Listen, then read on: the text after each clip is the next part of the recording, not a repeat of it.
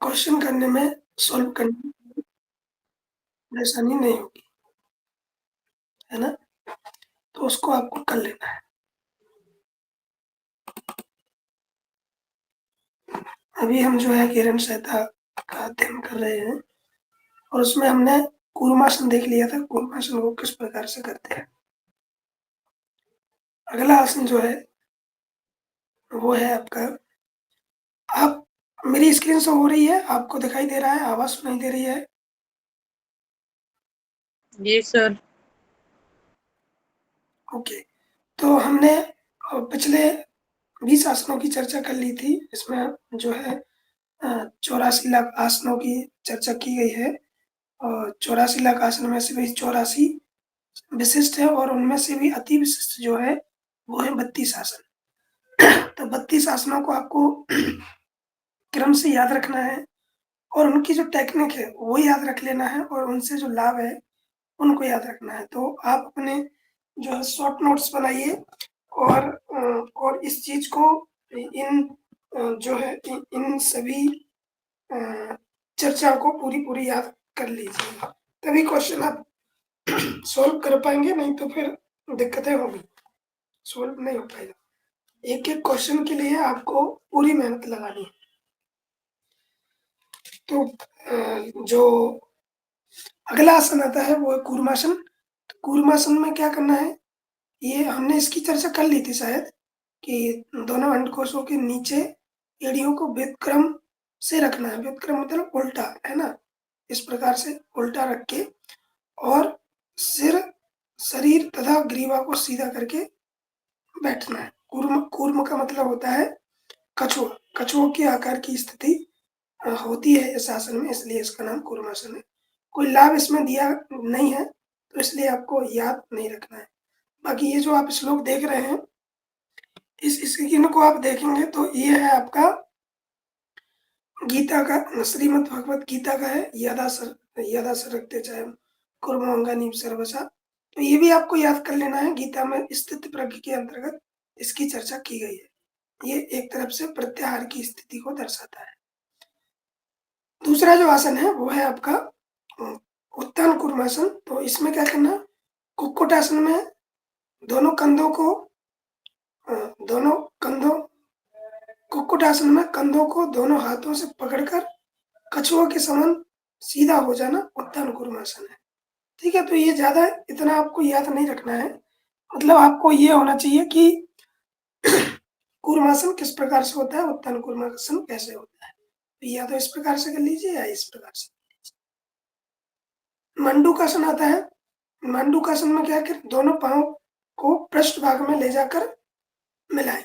अब पृष्ठ भाग में देखिए, इसमें इसमें मिलाया नहीं है ना? इस प्रकार से मिलाया नहीं है, इसमें रखे हुए एड़ी पंजे बाहर की ओर है, एड़ी अंदर की ओर है। तो इसमें जो कहा गया वो क्या है कि दोनों पांव को पृष्ठ भाग में ले जाकर मिलाएं, अंगूठे मिलाकर दोनों घुटनों को आगे रखें। इस प्रकार मंडूकासन। ये जो किया है ये गलत टाइप का है ना? तो इसमें क्या करना है, आपके दोनों जो आपने किया होगा कभी वज्रासन की स्थिति जो होती ना, उस प्रकार से करना है। दोनों पांव को पृष्ठ भाग में ले जाएं और पृष्ठ भाग में जाकर मिलाएं और अंगूठों को मिलाकर घुटनों को आगे की ओर रखना है। ये मंडूकासन है। इसमें आप देखेंगे ये पैरों की स्थिति इस प्रकार से रहेगी, है ना? देख पा रहे हैं, पैरों की स्थिति इस प्रकार रहेगी और ये ऊपर उठा रहेगा। लेकिन ये जो आसन है इसका नाम आप समझ पा रहे हैं, मंडूकासन क्या है? पैरों की स्थिति अंदर की ओर होना चाहिए, इसमें जो बाहर की ओर कर रखी है वो नहीं। ठीक, अब आते हैं उत्तान मंडूकासन। उत्तान मंडूकासन में पीछे हाथों को लॉक करके और सिर को जमीन पे लगा लेना है। यहाँ पर क्या, मंडूकासन करके मस्तिष्क को कोहनियों पर टिका ले, है ना? मस्तिष्क को कोहनियों पर टिका ले, ये टिकाया हुआ है मस्तिष्क को कोहनियों पर, और मेंढक के समान उत्तान हो जाए। उत्तान मतलब ऊपर की ओर उठाना है इसको। तो यह क्या है, उत्तान मंडूकासन है। इसका भी कोई विशिष्ट लाभ यहाँ पर नहीं बताया है। दूसरा आसन आता है वृक्षासन। बाएं जांघ की जड़ यानी आपका जो पार्ट है, कौन सा पार्ट है आपका, जंघा मूल, है ना? जंघा मूल में लगाना है।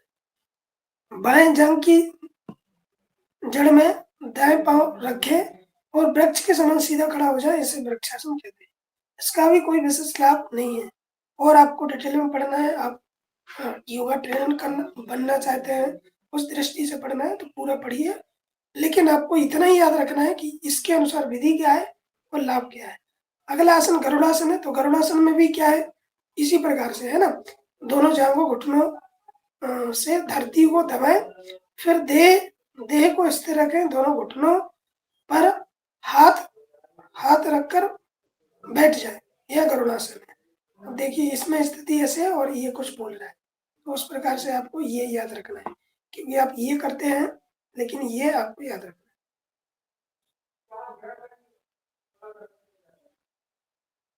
ठीक है, गरुड़ासन समझ में आया। आगे आता है वृषभासन।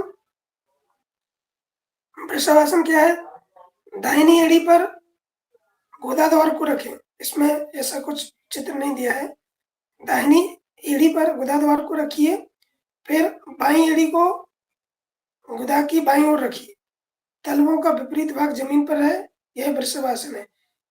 एज इट इज आपको यही याद रखना है कि वृषभासन क्या है, क्योंकि ये वाली जो भाषा है ये आपको लिखा हुआ एग्जाम में आ जाए आपका, और पूछ लिया जाए कि ये किस आसन की विधि है, तो आपको पता होना चाहिए कि ये वाला आसन है।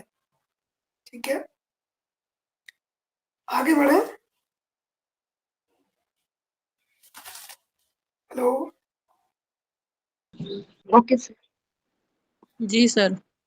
अब आता है शलभासन। तो इसमें याद रखना है आपको कि ये शलभासन क्या है।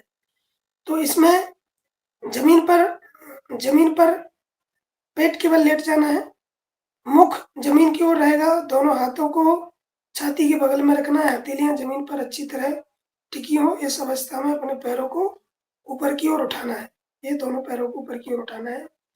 मुनीन जो मुनीन्द्र है उन्होंने इसे शलभासन कहा है। तो ये टेक्निक आपको आ जाए, यही टेक्निक आ जाए, और इसको कहा जाए कि घेरन संहिता के अनुसार शलभासन की विधि को क्रमबद्ध रूप में जमाए, जो इसके श्लोक में है, जो यहाँ पर दी गई है। तो पहले जमीन पर पेट के बल लेटना है, मुख को सामने की ओर रखना है, दोनों हाथों को छाती के बगल में रखना है, फिर हथेलियां जमीन पर अच्छी तरह टिकी हुई हो, और फिर पैरों को सबसे लास्ट में ऊपर उठाना है। तो ये पांचों चीजें लिखी हुई आ जाएंगी और आपको क्रम में जमाने को आ सकता है। तो इस प्रकार से, इस दृष्टि से आपको याद रख लेना है। गोत्रोकल ये पूर्ण शलभासन है, इस प्रकार से वो नहीं। अब आता है मकरासन। इसका जो है लाभ आपको याद रखना है। तो मकरासन में क्या करना है, मकरासन क्या, मगर आपने देखा होगा मगर के समान इस आसन की स्थिति होती है। तो क्या है, पेट के बल लेटकर हाथों को ठुड्डी में टिका दें। ये जो है दोनों हाथ है, हथेलियों में ठुड्डी को टिका दिया है, और कोहनी जो है, एल्बो जो है वो जमीन पर, और चेहरा दोनों हथेलियों के बीच में रहता है। इसी अवस्था में अपने शरीर को ढीला छोड़ देते हैं, और इससे क्या होता है, देहिनिकारम देहा अग्निकारम मकरासनम तद, मतलब इससे क्या होता है, शरीरस्थ अग्नि को तीव्र करने वाला आसन है। अभी तक आपने जो भी आसन देखे उनमें कहीं पर चर्चा नहीं की गई कि जो आपकी जठराग्नि को प्रदीप्त करे, लेकिन एक ऐसा आसन है मकरासन जिसमें चर्चा की गई है कि ये जो आसन है वो क्या करता है, आपकी जठराग्नि को प्रदीप्त करता है। ठीक है, आगे आता है 29वां आसन होगा। उसके बाद आता है ये उष्ट्रासन। इसकी विधि इस प्रकार से, इसका भी कोई लाभ यहाँ पर नहीं है। अधोमुख लेट जाए और दोनों पार्श्वों को पलटकर पीठ पर टिका लें, पांवों को हाथों से पकड़कर मुख और पांव को दृढ़ता पूर्वक सिकोड़ ले, यह उष्ट्रासन। देखिए यहाँ पर इस प्रकार किया गया है, यहाँ पे लेटने को भी कहा। तो आपको याद रखना, अधोमुख लेटना है, दोनों पांवों को पलटकर पीठ पर टिका ले। अब ऐसी विधि तो आपको कहीं मिलेगी नहीं किस प्रकार से इन्होंने कहा है, लेकिन आजकल जो वो है वो इस प्रकार से चलता है उष्ट्रासन। तो विधि आपको ये याद रखना है, ठीक है। मैं इसलिए बता रहा हूँ कि आपको पता होना चाहिए कि ये आसन इस प्रकार से होता है। जो आसन डिफरेंट दिया हुआ है उसकी विधि अलग है और आप नॉर्मल उसमें करते कुछ हैं, तो वो आपको समझ में आ जाना चाहिए। जैसे उष्ट्रासन है, वृषभासन है, तो वृषभासन आपने पता नहीं कभी किया कि नहीं, कैसे होता है, लेकिन इसमें विधि जो दी है वो आपको याद रखनी है। नेक्स्ट जो आसन है वो है आपका भुजंगासन। भुजंगासन में जो बात की गई है वो है सर्व रोग विनाशनम, है ना। सभी रोगों का विनाश करता है और भुजंग देवी यानी कुंडली का जागरण करता है। तो ये आपको याद रखना है। बाकी विधि आपकी सेम टू जो आप करते हैं वही है। दोनों पाँव के अंगूठों से नाभि पर्यंत शरीर को धरती पर रखें। ये देखिए नाभि नाभि तक शरीर को रखना है। हथेलियों को भी धरती पर टिकाकर सिर को सर्प के समान ऊंचा उठा ले, यह भुजंगासन कहलाता है। ये विधि आपको पता है, आप करते हैं। यह आसन शरीर अग्नि को भी बढ़ाने वाला है। देखिए ये भी शरीर अग्नि को बढ़ा रहा है। देहाग्नि वर्धन्ते, जठराग्नि को ये भी बढ़ा रहा है, मकरासन भी बढ़ा रहा है और सब रोगों को नाश करने वाला है। ये पूरी लाइन आप याद रख लेना है। देहाग्नि वर्धन्ते नित्यम सर्व रोग विनाशनम। इसको आप याद रखेंगे एज इट इज, ये आपकी आएगी किसमें, एग्जाम में। एग्जाम में आएगी और पूछ लिया जाएगा कि यह पद्धति, यह लाइन जो है किससे रिलेटेड है, ये लिख के आ जाए और संबंधित है। तो आपको पता होना चाहिए कि ये शवासन, ये भुजंगासन के लिए बात कही गई है। और जागृति भुजंगी देवी भुजंगासनम साधनत। और भुजंगी देवी देखिए कहीं कहीं पे भुजंगी देवी आ जाए, कुंडली जागरण आ जाए, तो आपको पता होना चाहिए कि इसके साधन से, मतलब इसकी साधना करने से, इस अभ्यास को करने से भुजंगी देवी है यानी जो कुंडली है उसका जागरण होता है, कुंडली शक्ति का जागरण होता है, ठीक है। तो ये थे। और लास्ट का जो आसन आता है वो है आपका योगासन। योगासन इस प्रकार से करते हैं। इसमें एक योगासन वो होता है जो हाथों को, इसमें क्या बताया, दोनों दोनों पाँव को पकड़कर घुटनों पर रखें, दोनों पाँव को उठाकर घुटनों पर रखें, दोनों हाथों को चित्त करके आसन के ऊपर रखें। देखिए आसन लगाया, उसको चित्त करके हाथ चित्त इस प्रकार से। अब पूरक के द्वारा वायु को भीतर खींचकर नासिका के अग्रभाग को देखते हुए कुंभक करें। और योगियों को इसे नित्य प्रति अवश्य करना चाहिए। इससे इसे योगासन कहते हैं। तो योगासन में दृष्टि जो है कहाँ पे बताई है, नासाग्र नासाग्र नासाग्रम मलो नासाग्रम बलोकयित, है ना। इसमें जो है श्वास को अंदर भरते हुए जो दृष्टि है वो नासा के अग्रभाग में होना चाहिए। इसी प्रकार से आपने सिद्धासन में देखा था कि जो सिद्धासन है उसमें भूमध्य दृष्टि होना चाहिए, है ना। तो और सिंहासन में आपकी नासा की दृष्टि होना चाहिए, है ना। तो इस प्रकार से आपको याद रखना है। ये जो योगासन है इसमें किस प्रकार की दृष्टि रखना है, आपने नासा के अग्रभाग में दृष्टि रखना है। तो ठीक है, आपने ये कुछ आसन देखे। इसमें मुक्तासन, वज्रासन, गोरक्षासन सिद्धि प्रदान करने वाले हैं। और जो सिद्धासन है वो मोक्ष द्वार का वेदन करने वाला है। पद्मासन जो है वो व्याधियों का नाश करने वाला है। सिंहासन में दृष्टि जो है वो आपकी नासा की दृष्टि पर होना चाहिए। जालंधर बंध भी लगता है और सर्व व्याधि नाशक वो भी है। और शवासन जो है शरीर का श्रम हर लेता है, चित्त में विश्रांति देता है। और जो मत्स्यासन हमने पढ़ा था उस आसन को मुक्त पद्मासन में लगाकर जमीन पर लेट कर करते हैं। वो भी जो है सर्व व्याधि सर्व रोगों का नाश करने वाला होता है ना। ये देखिए आपने देखा था मत्स्यासन।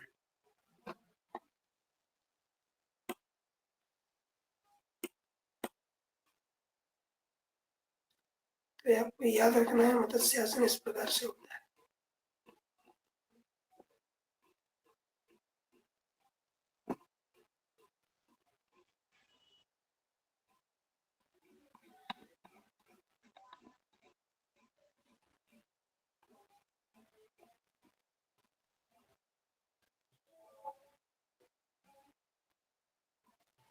जो मत्स्यासन की चर्चा की थी वो मुक्त पद्मासन में है, मुक्त पद्मासन में उसको करते हैं, आप लोग ध्यान रखिएगा। मकरासन जो जठराग्नि प्रदीप्त करता है, भुजंगासन भी जठराग्नि प्रदीप्त करता है, सभी रोगों का जागरण करता है, कुंडली सभी रोगों का नाश करता है, कुंडली जागरण करता है। तो इस प्रकार से आपने इन 32 आसनों को देखा, उनकी टेक्निक, कुछ कुछ जो आसन है उनकी टेक्निक और जिनका लाभ दिया गया है वो आपको याद हो जाना चाहिए। ठीक है, समझ में आई ये चीजें? Hello, yes sir. चलिए अब तीसरे प्रकरण की चर्चा करते हैं, वो है आपकी मुद्राएं। तो इसमें कितनी मुद्राओं की चर्चा की गई है? 25। और उसमें क्या क्या चीजें हैं? पंचधारणा मुद्रा, 4 मुद्रा। पंचधारणा भी मुद्रा के अंतर्गत आती है और 4 बंद है, उद्यान बंद, मूल बंद, जालंधर बंद और एक महाबंद। ठीक है, तो ये जो है 25 मिलकर 5 तो धारणा है, 4 बंद भी हैं और सबको मिलाकर 25 मुद्राएं कहा गया है। आपने देखा हठ प्रदीप में 10 मुद्राओं की चर्चा है और 10 मुद्राओं की चर्चा कहाँ पर है? हठ रत्नावली में भी 10 मुद्राओं की चर्चा है। तो हठ रत्नावली, हठ प्रदीप का, इनमें क्या है? 10 मुद्राओं की चर्चा है। और ये जो किरण संहिता है इसमें 25 मुद्राओं की चर्चा है। इसी में मुद्राओं में जो है वो पार्थिवीय मुद्रा, ये जो पंचधारणा है वो भी मुद्रा के अंतर्गत आती है, लेकिन वो पंचधारणा है और 4 जो है वो बंद है। आपको ये पूरा जो श्लोक सामने स्क्रीन पर दिख रहा है वो याद हो जाना चाहिए, है ना? महामुद्रा नवो मुद्रा उड्डयनम जलंधरम मूलबंधो महाबंधो महावेदस खेचरी विपरीत करनी योनि वज्रोनि शक्ति चालनी ताड़ागी मांडुकी मुद्रा संभवी पंचधारणा अश्विनी पासनी काकी मातंगी च भुजंगनी और पंच व्यवस्थी मुद्रा सिद्धता यम योगना। यानी कि जो ये 25 मुद्राएं हैं इसको इसी क्रम में याद रखना है, क्योंकि क्वेश्चन आपको पूछ लिया जाता है, पिछली बार पूछा था श्लोक के अनुसार मुद्राओं के क्रम को जमाइए, वो आपका किसी उपनिषद का दिया हुआ था। और तो आपको जो क्वेश्चन है वो मतलब जो आप पढ़ रहे हैं इस दृष्टि से भी आप उसको पूरी तरह से याद कर लीजिएगा। ठीक है, कि किस मुद्रा के बाद कौन सी मुद्रा आती है। ठीक, आगे बढ़ते हैं। अब इसमें देखते हैं ये क्या क्या ये कौन कह रहा है? मुद्राणाम पटलम देवी कथम तम सन्निधो, यानी मैंने तुम्हें इन मुद्राओं का ज्ञान प्राप्त किया, एकमात्र इनका ज्ञान ही सिद्धियों को प्रदान करने वाला है। ये विद्याएं योगियों को आनंद देने वाली हैं और देवताओं के लिए भी ये विद्याएं सुलभ नहीं है। इन विद्याओं को हमेशा गुप्त रखना चाहिए। तो ये असेसन रीजन में क्वेश्चन पूछ लिया जाए कि ये यहाँ पर दिया जाए कि मैंने मुद्रा, ये कथन ये में दिया जाए कि मैंने मुद्राओं का ज्ञान प्रदान किया। मैंने मतलब ये यहाँ पर जो है भगवान शिव कह रहे हैं माता पार्वती जी से कि हे देवी मैंने इन मुद्राओं का ज्ञान प्रदान किया, तो इनसे सिद्धि प्रदान होती है और ये आनंद देने वाली होती है। क्योंकि ये रीजन में दिया जाए कि ये देवताओं के लिए भी सुलभ नहीं है, इन विद्याओं को गुप्त रखना चाहिए। तो ऐसा असेसन रीजन में क्वेश्चन आ सकता है। और देखिए जब भी आपका असेसन रीजन का क्वेश्चन आता है उसमें अगर एक ही श्लोक से आया है तो ए और आर दोनों सत्य है और उसकी व्याख्या भी सही होगी, लेकिन अलग अलग आया है तो फिर आपको विचार करना पड़ेगा, अपना विवेक बुद्धि के आधार पर उत्तर को देना होगा। ठीक है, तो आगे बढ़ते हैं। आगे इसमें चर्चा की गई है मूलबंध की। तो आपने वैसे इसको आप देख चुके हैं मूलबंध किस प्रकार से करते हैं, लेकिन जो चीजें आपको याद रखनी है आप करते हैं इसका अभ्यास, बहुत अच्छी बात है। लेकिन इसके अनुसार क्या दिया गया है, श्लोक में क्या दिया है, वो आपको याद रख लेना है। तो बाईं एड़ी से गुहि प्रदेश को संकुचित करें। देखिए, बाईं एड़ी को लगाना है गुहि प्रदेश में और संकुचित करना है किसको, एनएस रीजन को, यानी कॉन्ट्रैक्ट करना है। फिर प्रयत्न पूर्वक मेरुदंड में नाभि ग्रंथि को लगाकर दबाएं। अब देखिए, ये बात जो चर्चा की गई है कि नाभि ग्रंथि में प्रयत्न पूर्वक मेरुदंड में नाभि ग्रंथि को लगाकर दबाएं। अब ये सीधी सीधी चर्चा की गई है आपके उद्यान बंद की। उद्यान बंद तो नहीं, लेकिन अप्रत्यक्ष रूप से यही कहा है कि जो नाभि है उसको पीछे की ओर लगाए, यानी उद्यान बंद का अभ्यास करना है। किसमें, मूल बंद में। अब देखिए, उद्यान बंद अलग है, लेकिन इसमें कहा है कि अब आप कंफ्यूजन में आ सकते हैं कि एक तो एक नंबर में लिख दिया जाए कि बाईं एड़ी से गुहि प्रदेश को संकुचित करें, उसके बाद मेरुदंड में नाभि ग्रंथि को लगाकर दबाएं। तो ये क्रम आ सकता है इसका, घीरण संहिता के अनुसार मूलबंध को किस प्रकार से लगाते हैं, क्रम में लगाइए, तो ऐसा आ सकता है। तो ये कंफ्यूजिंग पॉइंट है, इसलिए आपको याद रखना है कि नाभि ग्रंथि को मेरुदंड में पीछे लगाना है। उसके बाद क्या करना है, बाईं एड़ी से उपस्थ को दृढ़ता पूर्वक दबा लें। बाईं एड़ी जो है, दाईं एड़ी से उपस्थ को दबा लेना है ना, दृढ़ता पूर्वक दबा लें। यह मूलबंध कहलाता है। यही प्रक्रिया है। एक पॉइंट यहाँ से यहाँ तक हो गया, दूसरा पॉइंट और ये तीसरा पॉइंट, तो ये ही क्रम में आ सकता है। और घुमाने फिराने के लिए कुछ और भी दे दिया जाए तो आपको उसमें घूमना फिरना नहीं है, आपको यही याद रखना है। ठीक, अब ये मूलबंध क्या करता है, तो जरा विनाशनी यानी वृद्धावस्था को नष्ट करता है। कौन, मूलबंध। मूलबंध मुद्रा है एक प्रकार की, मूलबंध मुद्रा, मूलबंधो निगत्य थे। और संसार सारम है ना, मतलब संसार सागर से पार होने के आकांक्षियों को जनहीन यानी वन में छुपकर इस मुद्रा का अभ्यास करना चाहिए। पूछ लिया जाए कि जनहीन या फिर वन में छुप करके कौन सी मुद्रा या बंध का अभ्यास करना चाहिए, लिखा हुआ है ना। तो संसार सागरम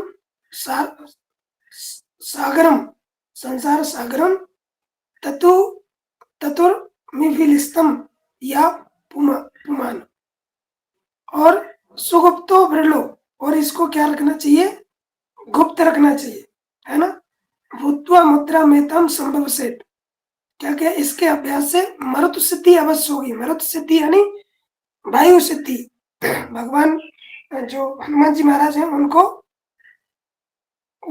मरुत सिद्धि थी, यानी वायु सिद्धि थी, इसलिए उनको पवन पुत्र कहते हैं। तो इसके अभ्यास से, मूलबंध के अभ्यास से क्या होगा, मरुत सिद्धि होगी, है ना। मारुत सिद्धिर भवे ध्रुवम। और इसके लिए मौन एवं निरालस होकर प्रयत्न पूर्वक इसका अभ्यास करें। जो मूलबंध है इसका अभ्यास मौन एवं आलस रहित होकर इसका अभ्यास करना चाहिए। तो ये आपको मूलबंध समझ में आया। क्या क्या चीजें हैं, बाईं एड़ी से गुहि प्रदेश को संकुचित कॉन्ट्रैक्ट करना है, फिर मेरुदंड को नाभि ग्रंथि को यानी नाभि को मेरुदंड में लगाना है, और जो एड़ी है, एड़ी से उपस्थ को दृढ़ता पूर्वक दबा ले। यह मूलबंध है, जो कि जरा मृत्यु मतलब बुढ़ापा को दूर करता है। संसार सागर से पार होने के लिए वन में छुपकर इस अभ्यास को करना चाहिए। मरुत सिद्धि होती है, मौन एवं निरालस होकर इसका अभ्यास करना चाहिए। ठीक है, ये आपको की पॉइंट लिख लेना है। आप अपनी भाषा में जब नोट्स बनाएंगे तो आप लिख सकते हैं। ठीक, दूसरा बंद आप देखेंगे। दूसरी मुद्रा मूलबंध मुद्रा कहते हैं।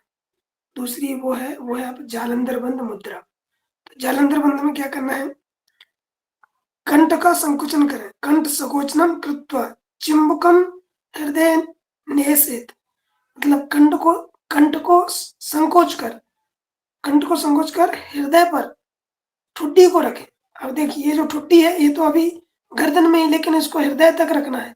हर जगह जो है ग्रंथों में जो ठुड्डी है उसको हृदय पर लगाने को ही कहते हैं, है ना। तो गले को संकोच करके, गले की मसल्स को कॉन्ट्रैक्ट करके ठुड्डी को कहाँ रखना है, हृदय पर रखना है, यह जालंधर बंद होता है। अब इसका लाभ क्या है, मेरी आवाज आ रही है अब तक? Yes sir. ओके, तो इसका लाभ क्या है, जालंधर बंद का हर जगह लाभ बताया है कि ये जो जो है ना, जो उद्यान बंद है ये 16 आधारों का केंद्र है, 16 आधारों का नियंत्रण होता है इससे। षोडशोधारम बंधनम, है ना, 16 जो 16 आधार है उनको बांध करके रखता है, नियंत्रित करता है। ठीक, फिर यह जालंधर बंद नाम की महामुद्रा मृत्यु को भी जीत लेती है। किसको जीत लेती है? मृत्यु को भी जीत लेती है। जालंधर महामुद्रा मृत्युश्च, इसको आपको याद रखना है कि महामुद्रा तो आपने पढ़ी है, महामुद्रा और आप पढ़ेंगे, लेकिन ये जो जालंधर बंद है इसको महामुद्रा की भी संज्ञा दी गई है ना। जालंधर महामुद्रा, जालंधर बंद को भी मुद्रा कहा गया है।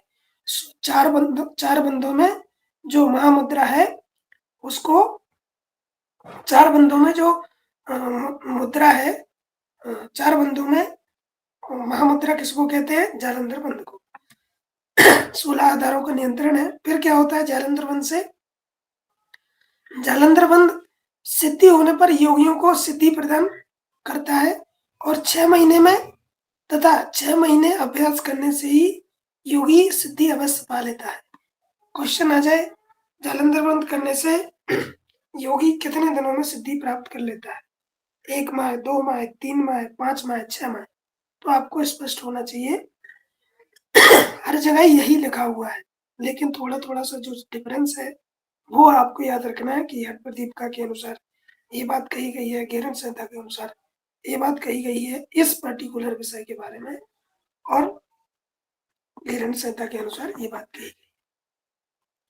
ठीक है, जालंधर बंद समझ में आया आपको?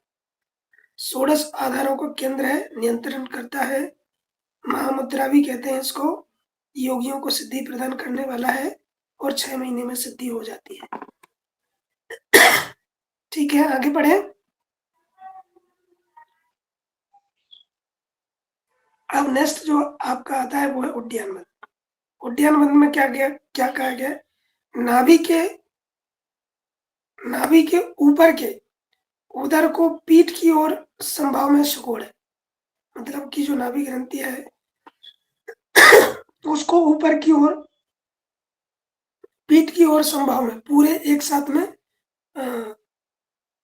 ऊपर की ओर खींचना है, पीछे की ओर खींचना है, जिसके प्राण स्वरूप जो महाखग है, महाखग कहा गया है यहाँ पर, प्राण को ऊपर उठता है और इसे ही उड्डयन बंद कहते हैं। नाभि रुद्रम तु कारयत उड्डयनम कुरुते यस्मात् विश्रांतम महाखगा। ठीक है, कि जो महाखग यानी प्राण वो ऊपर की ओर उठता है, तो इसी को क्या कहते हैं? उड्डयन बंद कहते हैं। इसका जो प्रचित लाभ है वो क्या है? मृत्यु मातंग केसरी, यह मृत्यु रूपी हाथी के लिए सिंह के समान है और सभी बंदों में उड्डयन बंद प्रमुख है ना। उड्डयन बंद क्या है? श्रेष्ठ बंद है। तीनों बंदों में, चारों बंदों में उड्डयन बंद श्रेष्ठ बंद है, प्रमुख बंद है। इसके अभ्यास से सहज ही मोक्ष मिल जाता है।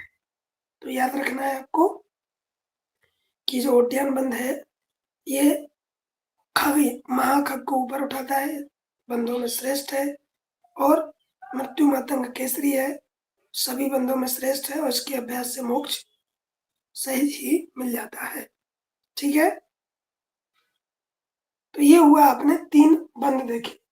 आपने मूल बंद देखा, जालंधर बंद देखा और आपने उड्डयन बंद देखा।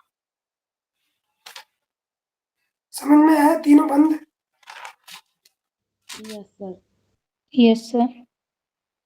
एक बार और देख लीजिए कि जो मूलबंध है उसमें नाभि ग्रंथि को मेरुदंड में पीछे लगाना है, बाएं एड़ी को जो है रखना है और गुदा को संकुचित करना है। तो इससे क्या होगा, जरा का नाश होगा, मरुत की सिद्धि होगी। और जालंधर बंध में कंठ को संकुचित करके ठोडी को हृदय में लगाना है। 16 आधारों का केंद्र है। जालंधर बंध एक महामुद्रा है, वो मृत्यु और क्षय नाश करती है और 6 मास में सिद्धि हो जाती है। उद्यान बंध क्या है, पेट के ऊपरी पेट को पीठ पर लगाना है। यह महाकाग प्राण को ऊपर उठाता है। सर्वश्रेष्ठ बंध है, मृत्युमातंग केसरी है और मोक्ष प्राप्ति करवाता है। ठीक है, तो इस प्रकार से आपको नोट्स बना लेना है। अब आता है महाबंध। अब देखिए इसमें महाबंध क्या बताया गया है। महाबंध, तो इसकी आपको लाइन भी याद रखना है उद्यान बंध की, कि ये मृत्यु मातंग केसरी है, संभव से मुक्ति स्वभाव केत की भवेद। तो इसको आपको पढ़ लेना है, जान लेना है कि ये इसके लिए उपयुक्त है।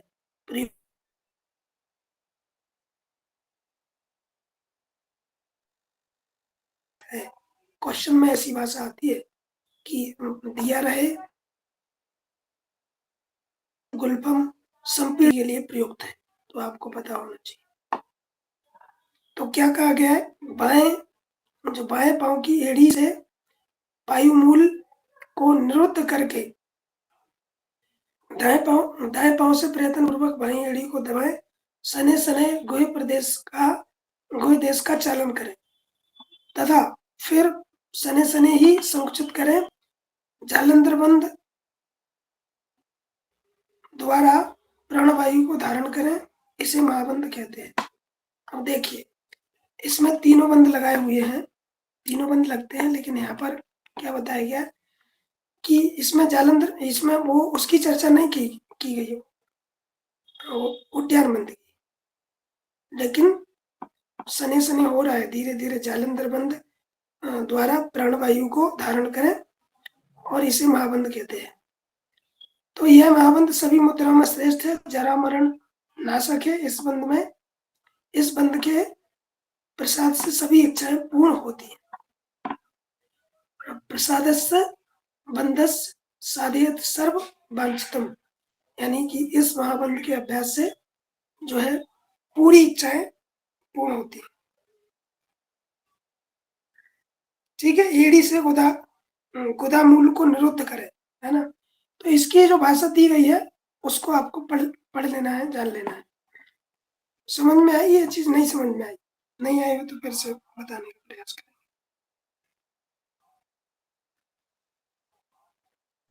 सर पाईमूल कहाँ पर उसको बोलते हैं?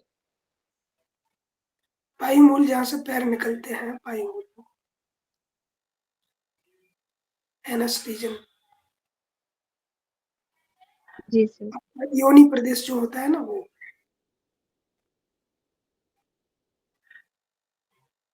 उसको योनि भी कहते हैं। योनि स्त्रियों में नहीं बल्कि उसमें भी रहती है, पुरुषों में। तो इसमें कहा गया है ना, योनि माँ कुंचने सने, है ना। तो योनि का जो है उसको सने सने संकुचित करें, यानी उसको कॉन्ट्रैक्ट करें, और जालंधर बंध द्वारा प्राणवायु को धारण करें, इसे महाबंध कहते हैं।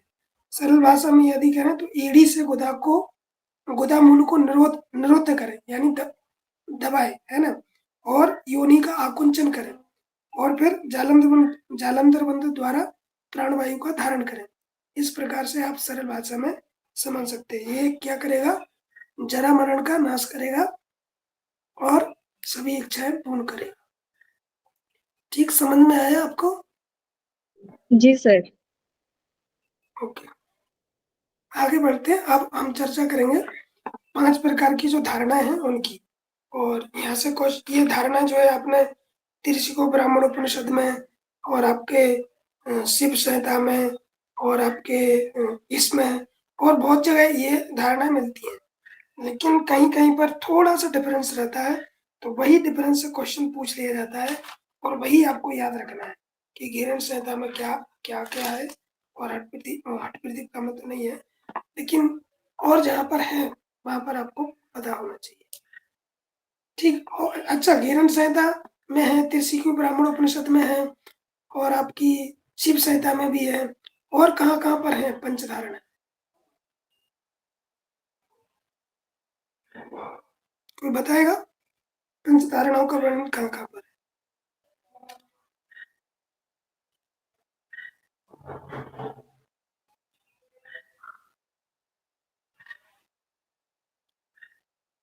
चलिए आप याद करके रखिएगा कहाँ कहाँ पर है।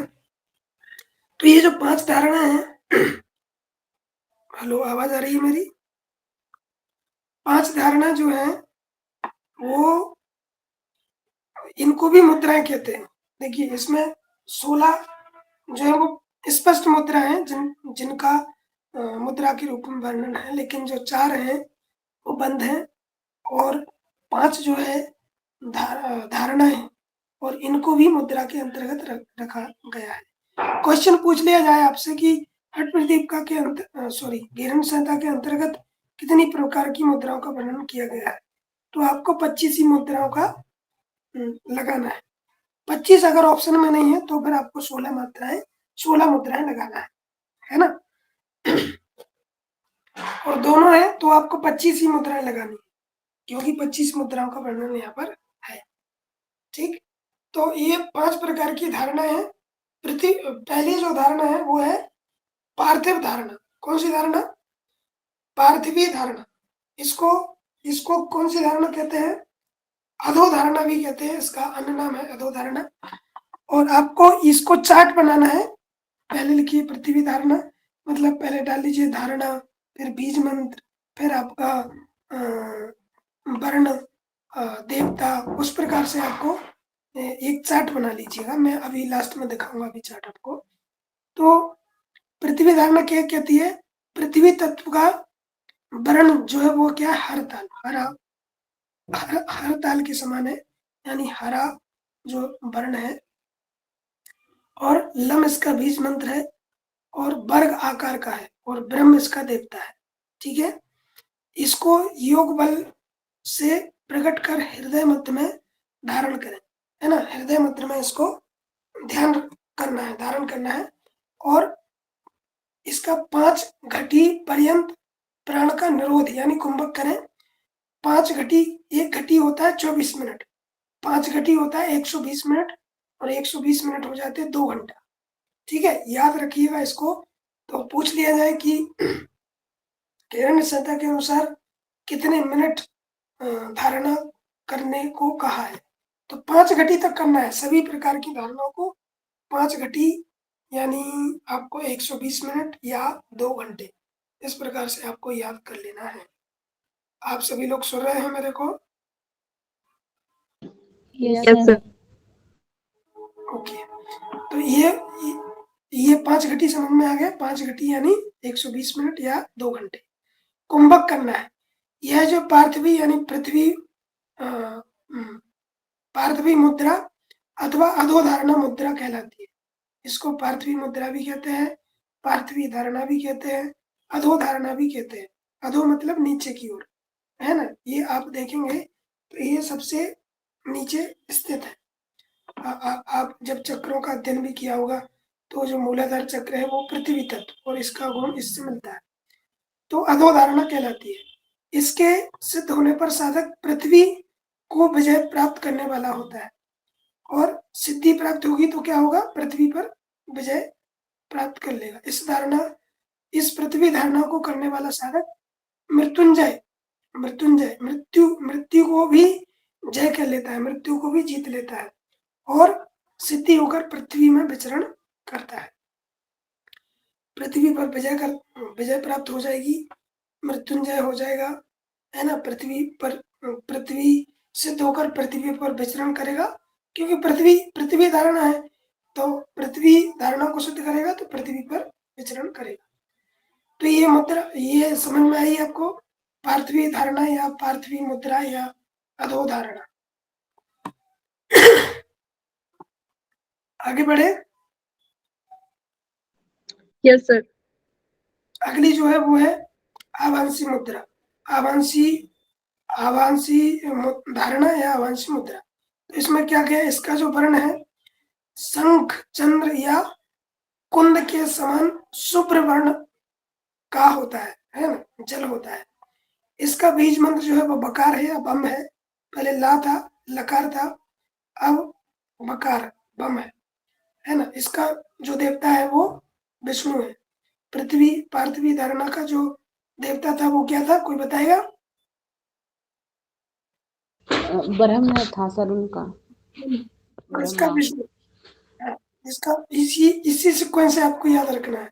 ब्रह्मा, विष्णु, रुद्र, शिव और सदाशिव, है ना, इस प्रकार से आएगा।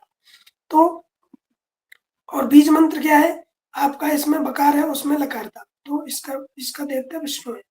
इस तत्व धारणा को हृदय में धारण करके एकाग्र चित्र होकर 5 घटी तक कुंभक द्वारा प्राण को धारण करें। कुंभक करना है 5 घटी तक, यानी वो प्राण को धारण करना है 5 घटी। तो ये क्या है, ये आवांशी धारणा नामक मुद्रा है। और इसे चिंता मुक्त होकर बाई को अंदर खींचकर 5 घटी तक कुंभक लगाए ध्यान करें। इस धारणा द्वारा मनुष्य के सभी दुख, ताप एवं पाप नष्ट होते हैं, अर्थात भीतर की जो गर्मी, आंतरिक उत्तेजना समाप्त होती है। इस अभ्यास को करने से गहरे पानी पर डूबने पर भी विजय मनुष्य को हानि नहीं होती। मतलब जल पर चलने की सिद्धि हो जाती है, जल में व्यक्ति डूबता नहीं। यह एक महत्वपूर्ण मुद्रा है, इसे गोपनीय रखना चाहिए। अगर साधक इस विधि का वर्णन दूसरों को करता है तो इस विद्या को प्रकट करता है तो उसकी विद्या जो है वो नष्ट हो जाती है। ये आपको ध्यान रखना है। तो ये क्या है, ये जो लाइन लिखी है, दुख ताप पाप हारणिम, यही लाइन लिखी आ जाए और आपसे पूछा जाए कि ये किस मुद्रा के लिए प्रयुक्त है, किस धारणा के लिए प्रयुक्त है, तो आपको स्पष्ट होना चाहिए कि ये जो पाप ताप हरने वाली है और दुखों को नष्ट करने वाली है वो कौन सी है, जल धारणा है। इसको जल धारणा भी कहते हैं, है ना, आवांशी धारणा भी कहते हैं। ठीक है। और पानी में डूबने की सिद्धि होती है, मतलब पानी में व्यक्ति नहीं डूब सकता अगर इस धारणा को सिद्ध किया है तो। ठीक, ये होगी आपकी आवांशी धारणा, जल धारणा, आवाति आग्नेय, आग्नेय मुद्रा या फिर अग्नि धारणा। तो इसमें क्या गया, अग्नि का क्षेत्र नाभि है, आपको पता ही है कि जो नाभि में अग्नि का स्थान है। इसका जो रंग है वो लाल है। इसका यंत्र त्रिकोण है। पहले वर्गाकार देखा हमने, जो है वो किसको, पृथ्वी को वर्गाकार देखा, लेकिन इसमें कोई आकार नहीं दिया था, है ना, इसमें कोई आकार इसमें दिया है बकार, और इसमें कोई आकार नहीं दिया है जल धारणा में। तो इसमें क्या है, त्रिकोण आकार की है। रम इसका मंत्र है, बीज मंत्र है, और रुद्र इसका देवता है। अब क्या करेगा, यह अग्नि तत्व तेज पुंज युक्त, दीप्ति युक्त, सिद्धिदायक है। किस युक्त है, तेज पुंज युक्त है। वैनिमयम प्रदीप्त मरुणम रुद्रेण यत सिद्धम, यानी यह जो है वो तेज पुंज युक्त है, दीप्ति युक्त है, सिद्धिदायक है। इसे योग बल से आविर्भूत कर एकाग्रचित से 5 घटी द्वारा पंच धारणा करें। यह अग्नि धारणा है। हर जगह 5 घटी तक ही करना है, 5 घड़ी, 1 घड़ी 24 मिनट और 5 घड़ी 120 मिनट। तो इसके अभ्यास से काल का भय नहीं रहता, अग्नि से किसी भी प्रकार की हानि नहीं होती। मतलब अग्नि में व्यक्ति चला जाए तो उसको हानि नहीं होगी। इसे वैश्वानरी धारणा भी कहते हैं। यदि साधक अत्यंत प्रज्वलित अग्नि में भी खड़ा हो जाए तो इस मुद्रा के प्रभाव से उस प्रभाव से मृत्यु नहीं होती, उसको कुछ नहीं होगा। तो समझ में आया। नाभि क्षेत्र है, लाल रंग है, त्रिकोण आकार की है, मंत्र इसका आरंभ है, रुद्र देवता है, तेजपुंज युक्त है, दीप्ति युक्त है, सिद्धिदायक है, और 5 घटी इसका अभ्यास करना चाहिए। इसको वैश्वानरी भी कहते हैं। और इससे अग्नि पर सिद्धि प्राप्त होगी और काल का भी भय नहीं रहेगा। ठीक है, इस प्रकार से आपको शॉर्ट में लिख लेना है। अगली जो आती है वो है वायवीय धारणा या वायु धारणा। ये क्या करती है? वायु का रंग अंजन या धुएं के रंग के समान हल्का काला होता है। इसका बीज मंत्र यम है। इसका तत्व जो है सत्व गुण वाला है। योग बल से इसका आविर्भाव होने पर एकाग्र चित्त से कुंभक द्वारा 5 घटी इसका अभ्यास करें। वायवी धारणा आकाश गमन की सिद्धि प्राप्त होती है ना। खे गमन मतलब आकाश की सिद्धि। आपको आकाश की सिद्धि न देकर दिया जाए, खे गमन की सिद्धि किससे होती है? खे मतलब होता है आकाश, तो आकाश गमन की सिद्धि होती है, आकाश पर भी चल लेता है। और वायु से मृत्यु नहीं होती। यह जो है यह मुद्रा या यह धारणा जरा मृत्यु विनाशनी है ना, और जरा मृत्यु को भी नष्ट करती है। आकाश में उड़ने का सामर्थ्य प्राप्त हो जाता है। खेचर मतलब आकाश में चलने की सिद्धि प्राप्त हो जाती। यह धारणा अभक्त यानी जो भक्त नहीं है, सठ को भी कभी नहीं बतानी चाहिए। ऐसा करने से सिद्धि नष्ट हो जाएगी। यह कथन किसका सत्य है? महर्षि वीरंड का। तो सठ और अभक्त को नहीं बताना चाहिए। ये बात पूरी मुद्राओं के लिए भी जो है वो लागू होती है कि ये जो मुद्रा है वो जो भक्त है उसको अभक्त है या सठ मतलब मूर्ख है, उनको ये इसका ज्ञान नहीं देना चाहिए। ठीक है, तो मेरे ख्याल से ये समझ में आई होगी वायवी धारणा। लास्ट की जो है इसी मुद्रा को पढ़कर हम आज की क्लास बंद करेंगे। तो ये आकाशी धारणा है। आकाशी जो है आकाश तत्व का वर्ण समुद्र नीले है ना, शुद्ध जल के समान है। इसका बीज मंत्र हकार है। देवता सदाशिव है। शांत मन से प्राणवायु को रोककर 5 घटी तक कुंभक करने चाहिए। इसको जो आकाशी धारणा है इसको नभो धारणा कहते हैं। जैसे पृथ्वी को पार्थिवी को अधो धारणा कहा था, इसी प्रकार से आकाश को नभो धारणा कहते हैं। आकाश धारणा मुद्रा की सिद्धि होती है। यह मोक्ष द्वार का खोलती है, मोक्ष द्वार को। और जो योग का ज्ञात आकाशी को धारण जानता है वह मरण को प्राप्त नहीं होता, प्रलय का भी दुख नहीं होता। तो इसका वर्ण जो है समुद्र के समान है, नील वर्ण जिसको कह सकते हैं। और बीज मंत्र इसका आकार है। देवता इसका सदाशिव है।